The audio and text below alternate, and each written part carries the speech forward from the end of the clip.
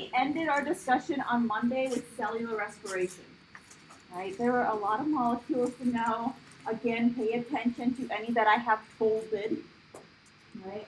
I did post this study guide up on Moodle, and I reiterated that there's a lot of processes, a lot of steps. Pay attention to those folded molecules. Right? We had just a couple of slides that we didn't get to from the last lecture, so I just wanted to go through those two slides fairly quickly here. Right? So we ended up by leaving off at the oxidative phosphorylation step, that last step in cellular respiration. And one of the biggest takeaways that I wanted you to get from that is that it's a big ATP payoff, right? This is where we get most of our ATP, is this last step. And I also wanted to mention that even though we've been talking about glucose, there are other biomolecules that will go through this process as well to give us energy. They just tend to enter into the cellular respiration cycle at a different stage.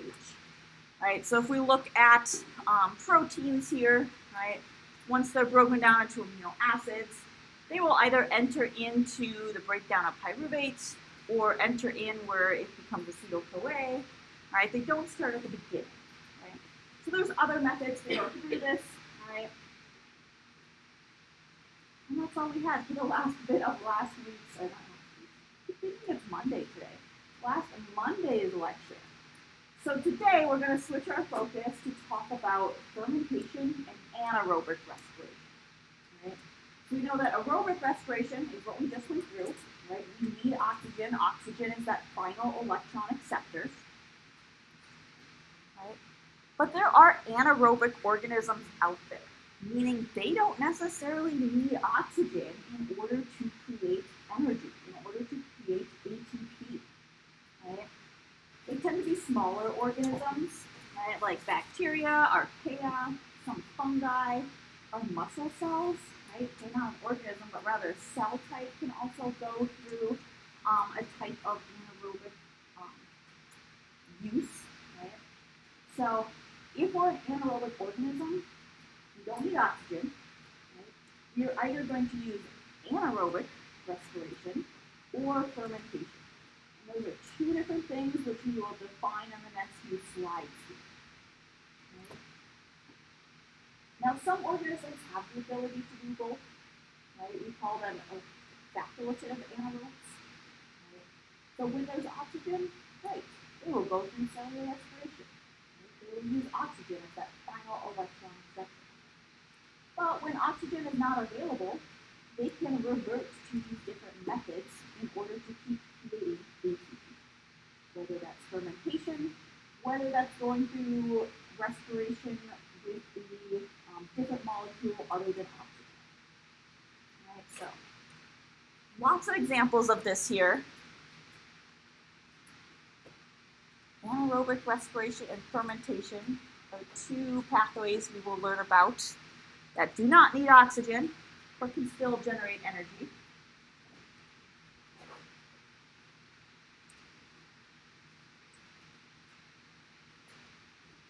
If we were to define those terms, what is anaerobic respiration and fermentation?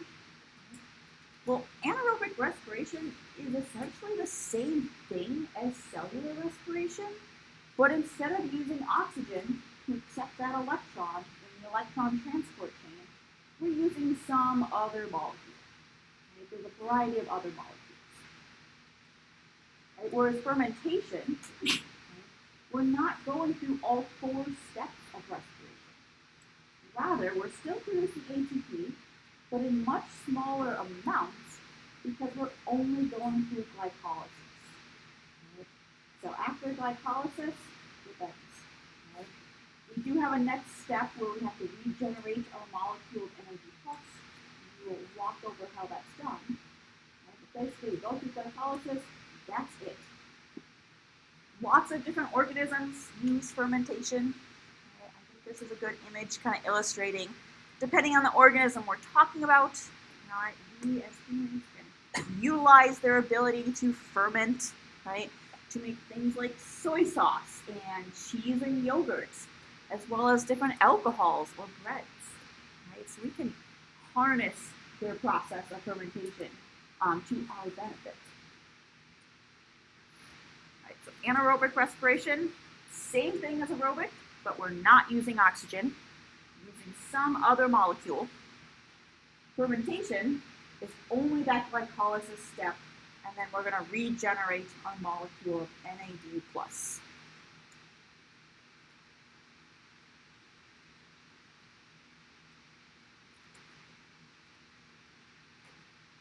All right, just to reiterate, right, so we're thinking back. I know we just learned about this on Monday here. Looking at that electron transport chain, right? NADH is providing that electron. That electron flows through these different protein complexes embedded in the mitochondrial membrane. As it flows across, right, it moves protons from one side of the membrane to the other, right, building up a gradient of protons, which will then drive the synthesis of ATP via ATP synthase. Right, so we have those electrons moving through. They have to stop at some point, and oxygen is that molecule that will capture that extra electron. And it will turn into water. Yep, it'll combine with a couple of protons, right, so hydrogen ions, and make water. Right, same process here, right? Bacteria and archaea are often the types of organisms that will use anaerobic respiration. Same exact process, but instead of oxygen accepting that electron, right, we have other electron acceptors, such as nitrate and sulfate. Right? They do the same job. They capture that excess electron, right? And they'll make another form of a molecule. For example, nitrate will become nitrite. Right? We can use a variety of other electron donors as well. Right? So I know we always talk about glucose.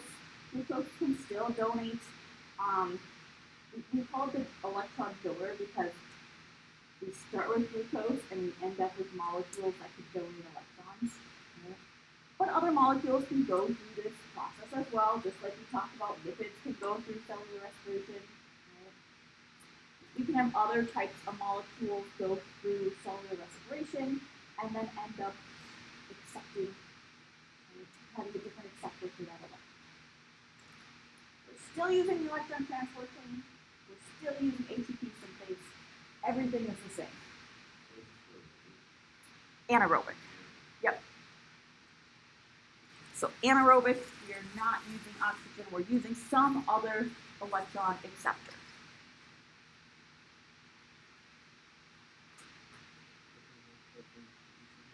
Yep. They both go through the same processes. Yep. Yeah. The only difference is that electron acceptor.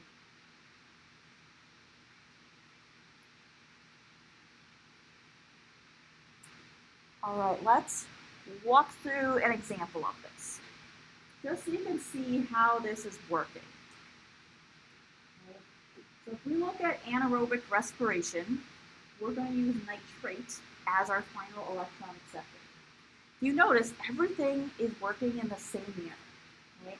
We are donating an electron. This NADH is donating an electron. Right? That electron is moving through all of our different proteins. It's pumping hydrogen ions across the membrane to build up this gradient.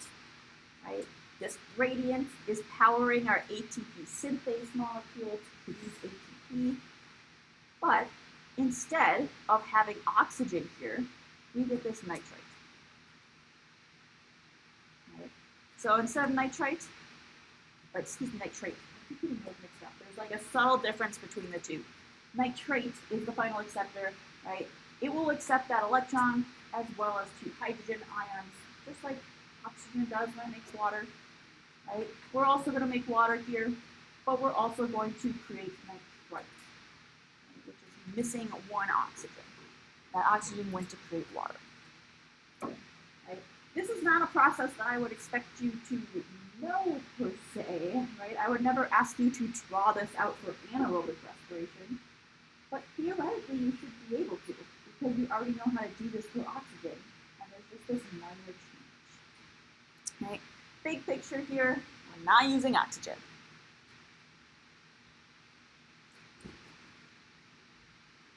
All right, let's step back and do a review here. So I have a couple of questions on the screen. One is about fermentation and anaerobic respiration. And the other is I want you to find an example of an organism, right, besides those we already mentioned, that uses anaerobic respiration. And see if you can't find what that final electron acceptor is. It might be easy to find this, it might not be. Do your best.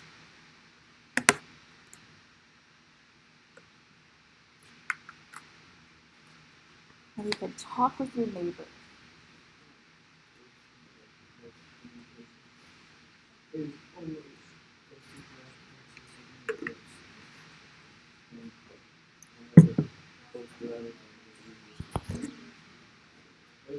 Fermentation, is that used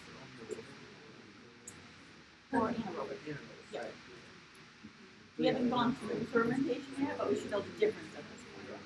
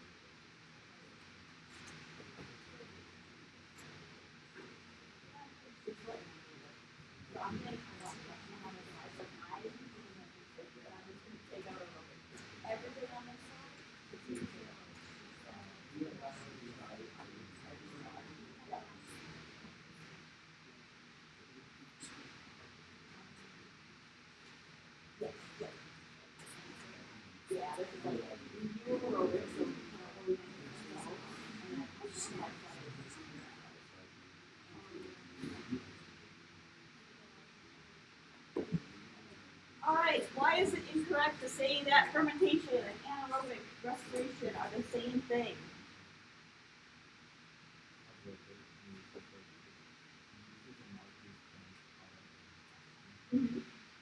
Yeah, and then what is fermentation?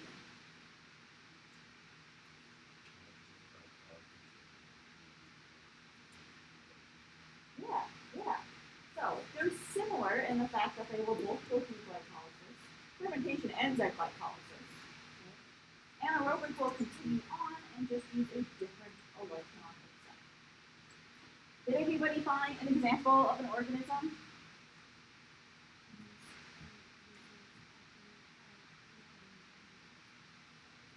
Yeah, yeast. It's a classic example. We use yeast to brew alcohols, right? Yeast is very commonly used to study this. Anybody else find another organism? All right, we are going to continue on then. So we talked about anaerobic respiration. know what fermentation is, but let's walk through the steps, right? So, for organisms that can only use oxygen as the final electron acceptor, right? If oxygen is no longer present, they can't go through the full steps of cellular respiration. They have to end at glycolysis, right? So they have to find a way to harvest energy without using oxygen. So we have two steps. We have glycolysis, and then we have the regeneration of NAD+. Because if we look at glycolysis here, right, we know we're producing 2 ATP, right, a net of 2 ATP. We're also producing 2 NADHs. Right? In order to produce NADH, we also have to have NAD+ hanging around. Right? Now, we get more NADH+ through cellular respiration with oxygen because we know it will give away its electrons in that final step in the electron transport chain. Right? But because this cannot happen here, we have to have another way to get NAD+ to keep this cycle going, to keep glycolysis running.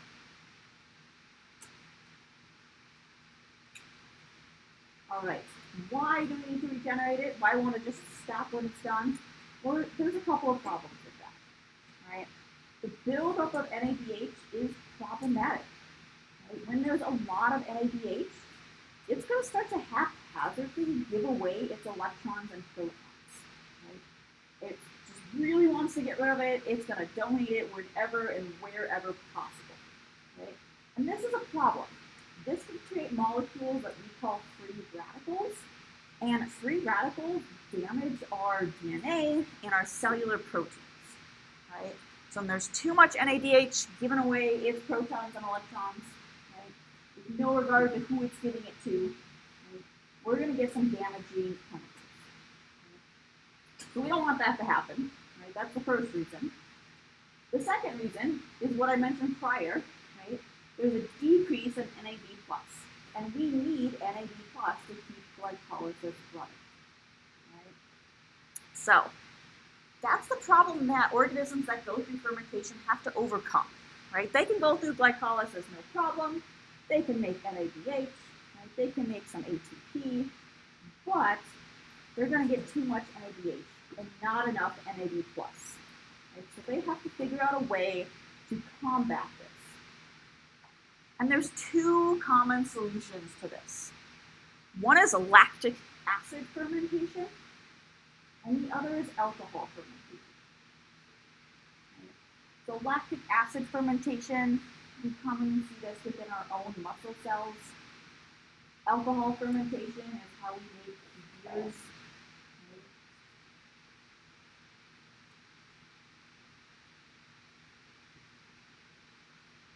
We're going to look at both of these two solutions and how they're very similar, but also slightly different.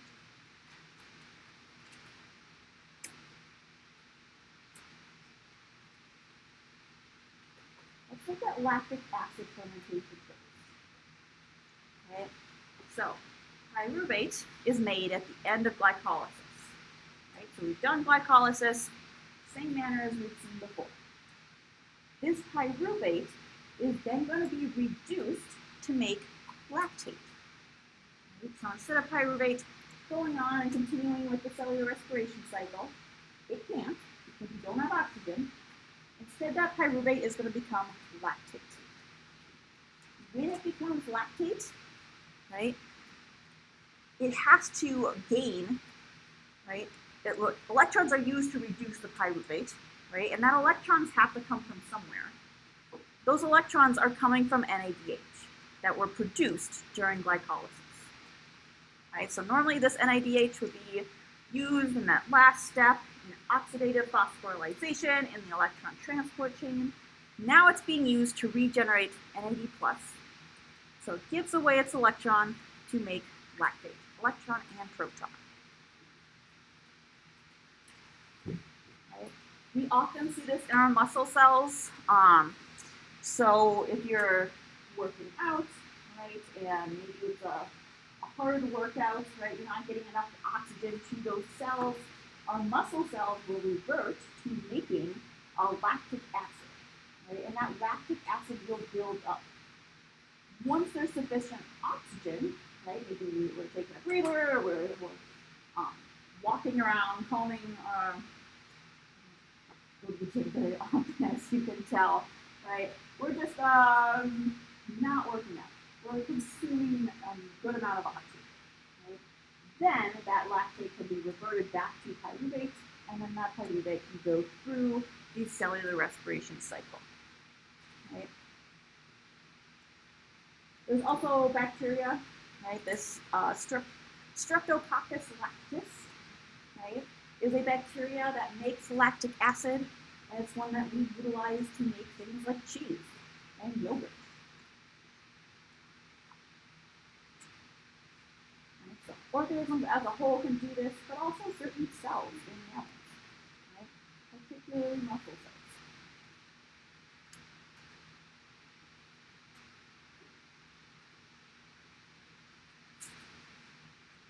Alcohol fermentation is very similar, right?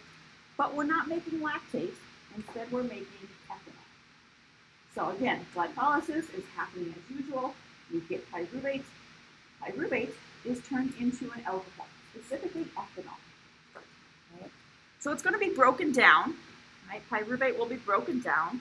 We will release some carbon dioxide. Right? Once that carbon dioxide is released, we actually get this intermediate molecule called acetaldehyde. Right? That would be, if I were to put this on this diagram, acetaldehyde would be right around in here. Right? Because then it's the acetaldehyde that will accept the protons and the electrons from NADH to make our final product of ethanol. Right?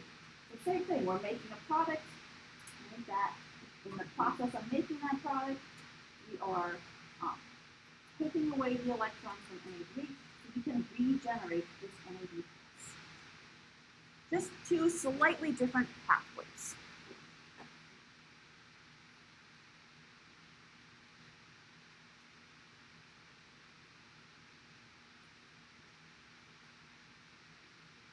Get some people ready. So I'm taking a nice pause here.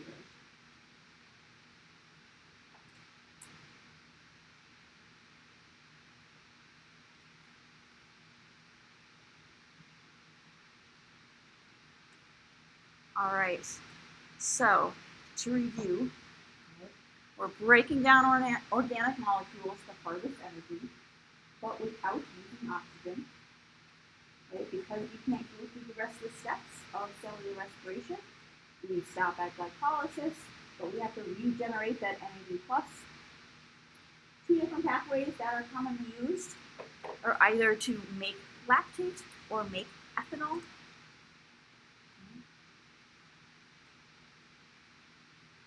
Big picture here, if you look at aerobic respiration, you can make 30 to 34 to 36 molecules of ATP, big ATP payoff. But in fermentation, we're only getting 2, so it's severely reduced, which is why organisms that rely on this method to get energy tend to be small. Right? They can be like yeast and bacteria. We could not survive on fermentation alone, though some of our cells temporarily can survive until we get oxygen back.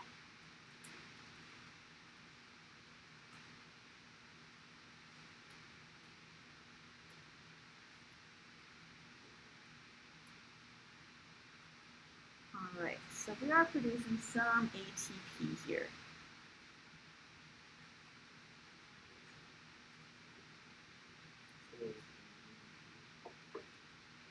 Is there energy in beer? Yes and no. No in the sense that you're thinking. Yes in the sense that beers normally contains amounts of glucose as well. Yeah. But we're not regenerating NADH. Alcohol is just the final product of that.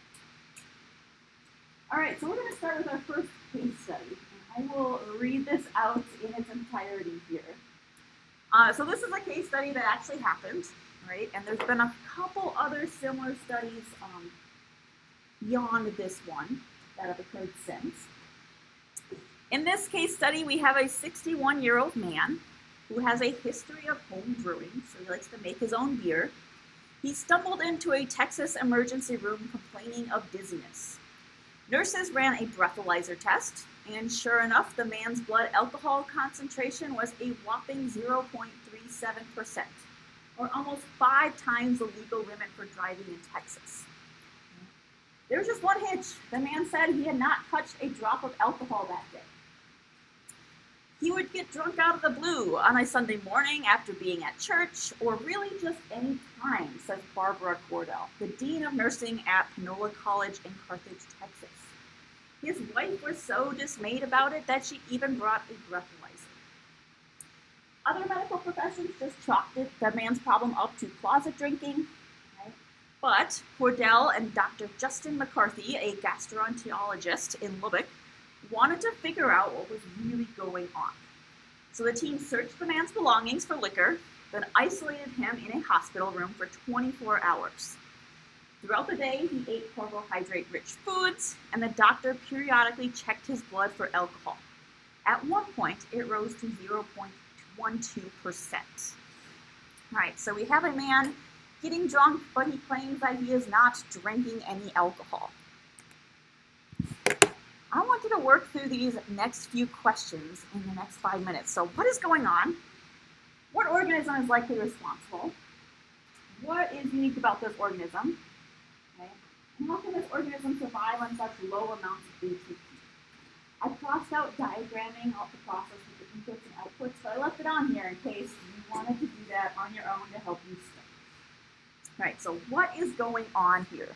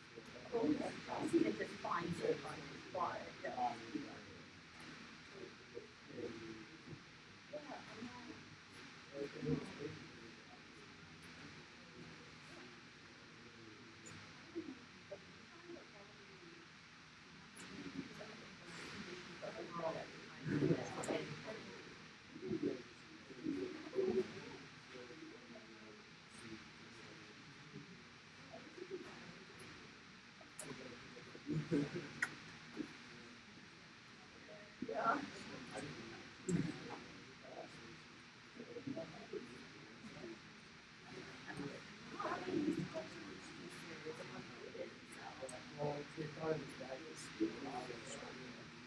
Okay. Yeah. Yeah.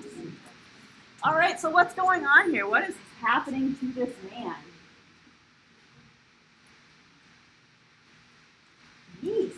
Yeah, there's something with yeast. He has a history of home brewing. Somehow yeast has gotten into his gut. And yeast, what type of respiration do they go through? Do they go through aerobic, anaerobic, or fermentation? Fermentation, yeah, they go through fermentation, and what can yeast produce? Again, it's not lactate. They can produce ethanol, right? They can produce alcohol. And so essentially what is happening is that this man has a yeast infection in his gut, right? And this yeast is just constantly producing alcohol based on those carbohydrates that he's eating. Okay? Now this is not common at all. This is a very rare thing that happens. And it only happens when somehow yeast is able to bypass all of the controls that our bodies have to not allow infection to take root. I know I read somewhere that there was another case where an individual was on a high level of antibiotics. Really messed up his gut bacteria. Right? And because there is not the regular gut bacteria there, it left a void that yeast came in and filled with an infection. Right? So this is very, very uncommon. I actually put a link to this case study at the end of our slides if you want to read more about it. I came across one more, and this time the man was like a 25-year-old. I don't know why it's only men that I've come across so far, but it's a rare thing that occurs. All right. Yeah, question.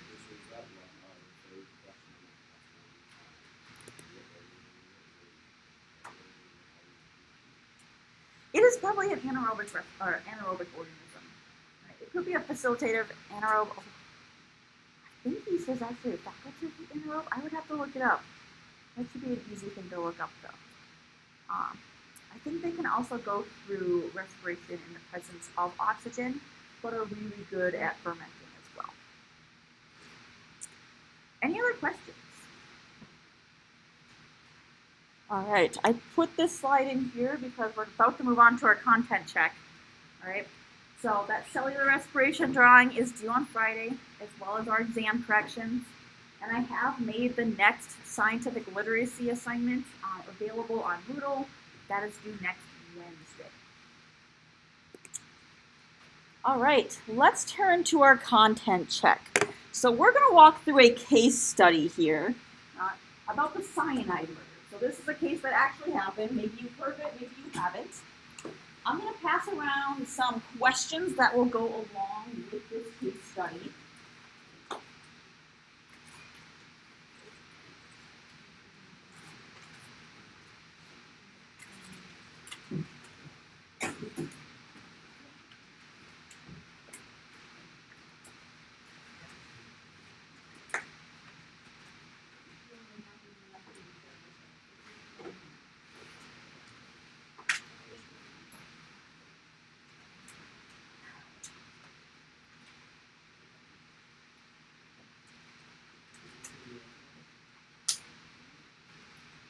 Everybody gotten a set of questions.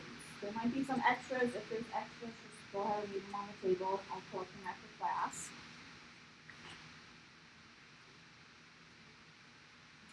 All right.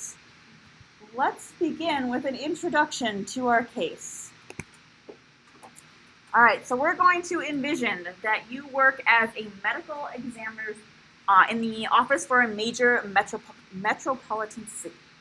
As the chief medical officer, you investigate suspicious deaths and provide toxicology services for the county. Unfortunately, it's been a busy week. In the past 5 days, 7 people have died, all with similar symptoms, and it's your job to examine the data and determine the cause of death for these victims. All right, part 1, right? So, again, I'm going to read this all in the entirety here. The first death was a 12-year-old girl. Her parents said that she was awake in the middle of the night complaining of a stuffy nose and a sore throat. They gave her extra strength Tylenol and sent her back to bed. At 7 a.m. the next morning, the parents discovered that the girl had collapsed on the bathroom floor. An ambulance rushed the girl to a nearby hospital where she was pronounced dead. That same day, paramedics found the second victim unconscious on his kitchen floor after what they thought was an apparent heart attack. Sadly, the victim's brother and fiance also collapsed later that night while the family gathered to mourn his passing.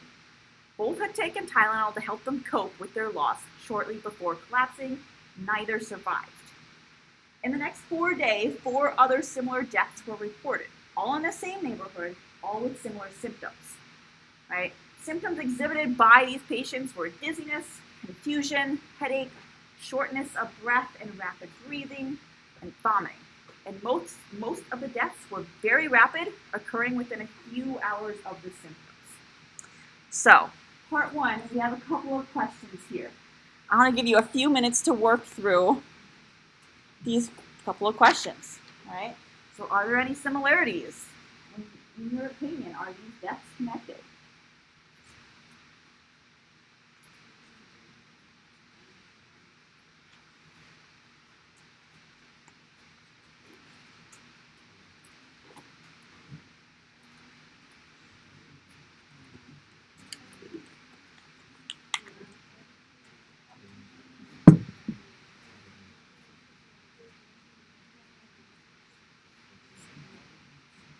I want you to discuss these questions, but the content check, I'll let you know specifically what questions to ask.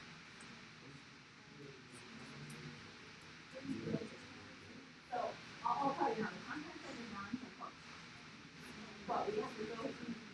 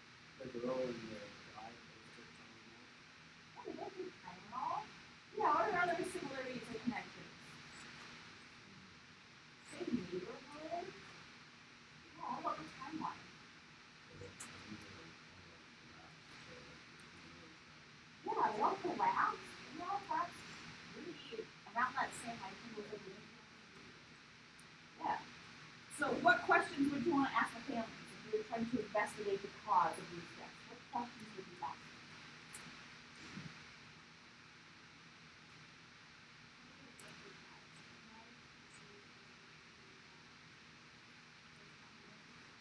Yeah, what did they eat? Right? They all ate at a similar restaurant, right? What else might we ask?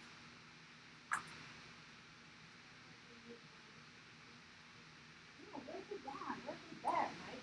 Trying to figure out what that common connection is. All right, in your opinion, are these 7 deaths connected? Yeah, I think that's a good opinion to hold, right? There's so many different similarities. It's all happening in the same proximity to each other.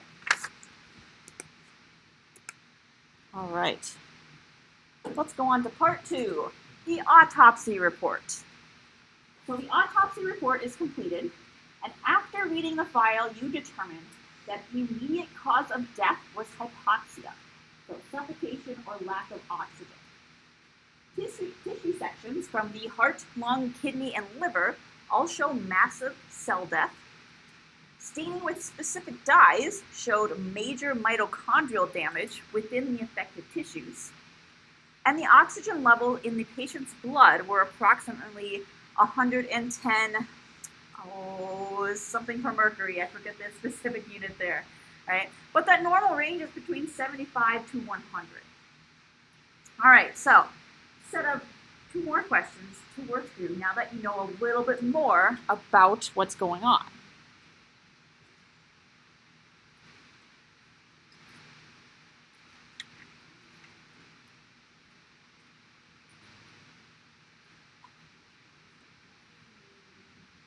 Run away.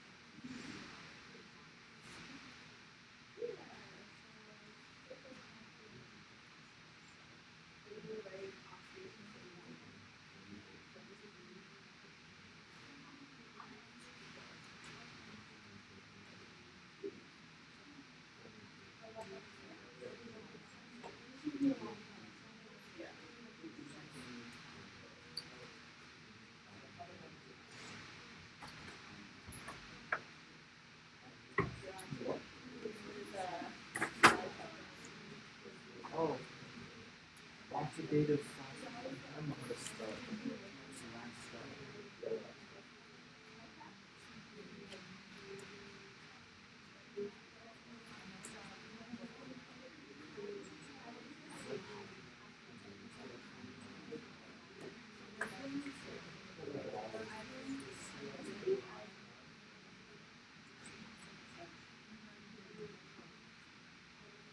All right, so given what we know now, right, what organelle was likely not functioning in these individuals? The mitochondria, yeah, we see massive mitochondrial deaths, right? Let's see, could the loss of this function lead to death in individuals? Yeah, why? What causes them to die? What does mitochondria provide us? Yeah, it provides us ATP, and we're no longer getting ATP, so we no longer have that cellular energy to power cellular processes. Everything kind of shuts down. So, given the data in the autopsy, were there any reports that seemed inconsistent with the immediate cause of death? So, death by lack of oxygen.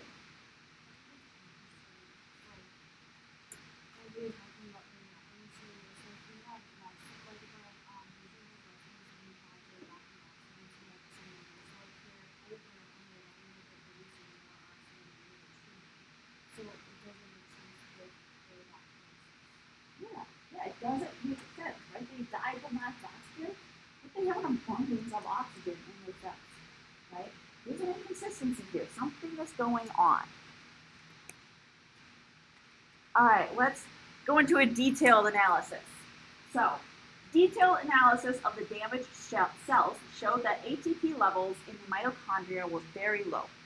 Levels of pyruvate and acetyl coenzyme A were normal. You begin to suspect a malfunction of a specific cellular metabolic pathway, so you request a more detailed analysis of the subcellular components of the affected cells from the autopsy. The levels of key metabolites are reported below. So glucose, right, patient had 99, normal levels are about 100. That seems normal. Pyruvate, 27, normal levels is 25. NAD plus is 10, normal levels are 75. And NADH was 400, whereas a normal level is 5 or 50. Right? So we have 3 more questions to work through now that we have more information. And this one is to develop a hypothesis. So I've given us plenty of time for this part.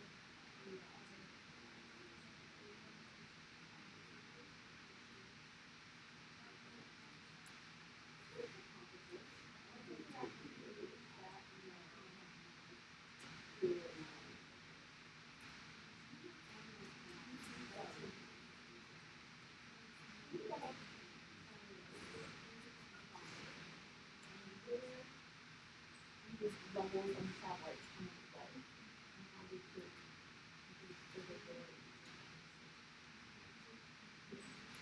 Yeah.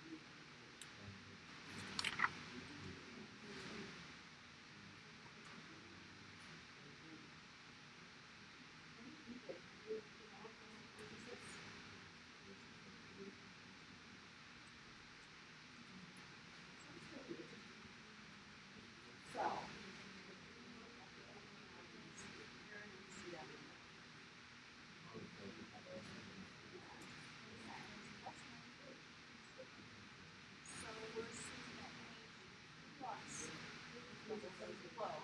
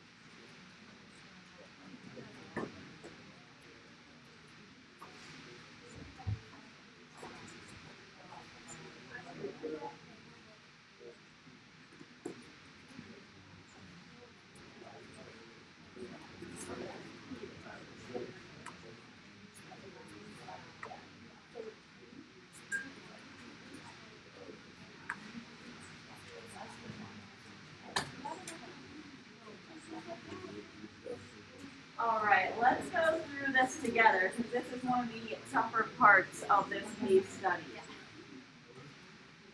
So, let's see. For each of these metabolites, what are their roles? What does glucose do? I'm going to summarize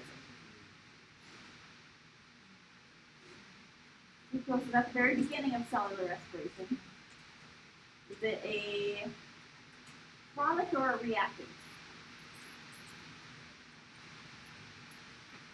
Not being produced, so we know it's a reactant, it's a substrate, right? So it's a substrate and it's providing the energy, because it's glucose that eventually gets broken down and provides all of these molecules to be made to produce ATP, right? Pyruvate, right, is that a product or a reactant? And a reactant. Yeah, it's a product of glycolysis, but it goes on to be the reactant in the breakdown of pyruvate.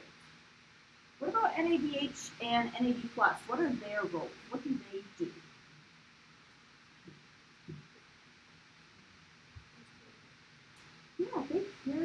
electrons and carry protons. That is their role, right?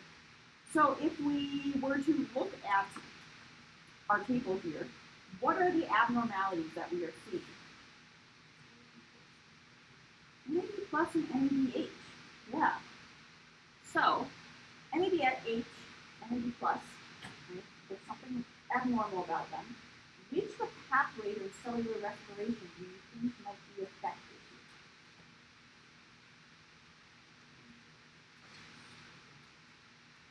We have the citric acid cycle being affected, right? The citric acid cycle, we produce a lot of NADH. Right? And I know there's NADH being produced. I don't know exactly, but maybe not the citric acid cycle.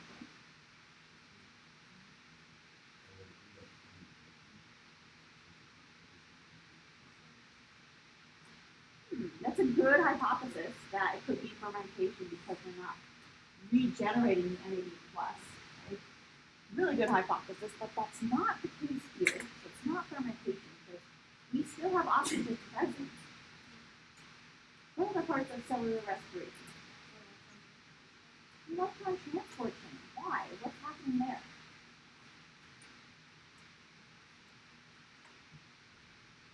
What is NADH doing in the electron transport chain? What is it giving away? It's giving away electrons and protons. And when it gives it away, it becomes NAD+. It doesn't look like it's happening here. Yeah, so it looks like it's not donating its electrons, and instead it's building up. Thus, NAD+ is not being produced. Right?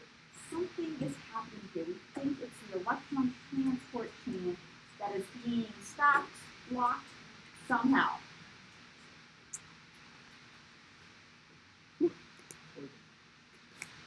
I like your thinking here.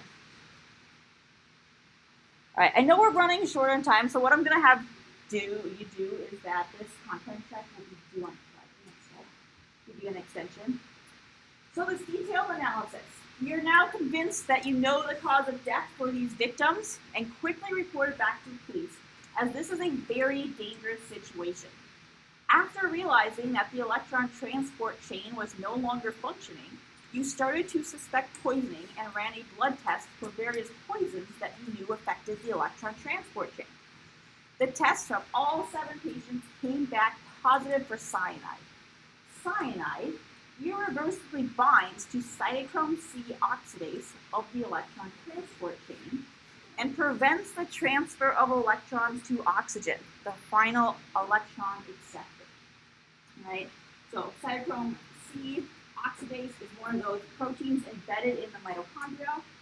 When that doesn't function, electrons can no longer be transferred to oxygen. So even though there's plenty of oxygen, it can't be used. Right? So it can't be used, and therefore this patient died from lack of oxygen. Right? So, for the content check, I want you to answer the last 4 questions in part 4 here. Right? Write down those answers in your content check, and again, I will extend the due date until Friday. That way, if you do have questions, you have a chance to go to tutors or answer me, because this is a little bit of a harder one. Any questions so far?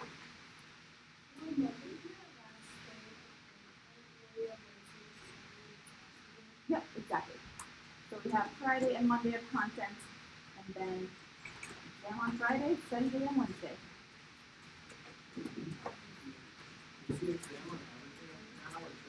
Just this. Yes, just cellular respiration, fermentation, and closure.